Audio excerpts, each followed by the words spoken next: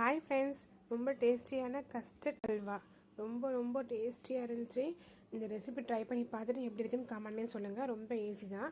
எப்படி செஞ்சு பார்க்கலாமா? கஸ்டர்ட் பவுடர் 1/2 கப் எடுத்துக்கோங்க. சுகர் வந்து பார்த்திங்கன்னா 1/2 கப் எடுத்திருக்கேன். அதுக்கு டபுள் மடங்காக வந்து தண்ணி ஊற்றி பார்த்திங்கன்னா நல்லா கட்டிலாம் மிக்ஸ் பண்ணிக்கோங்க. கட்டி நல்லா மிக்ஸ் பண்ணிவிட்டு அது ஸ்டவ்வை அதுக்கப்புறமா ஆன் பண்ணி ஃப்ளேமில் வச்சு நீங்கள் நல்லா கை விடாமல் நல்லா கட்டி பதம் இல்லாமல் கிண்டிக்கிட்டே இருக்கணும். கிண்டிக்கிட்டே இருக்கும்போது நல்லா ஒரு திக்காக லேயர் நல்லா வரும், சூப்பராக வரும். அந்த திக்காக வந்ததுக்கப்புறம் என்ன பண்ணுங்கள், 3 டேபிள் ஸ்பூன் நெய் ஊற்றி நல்லா மிக்ஸ் பண்ணிகிட்டே இருங்க.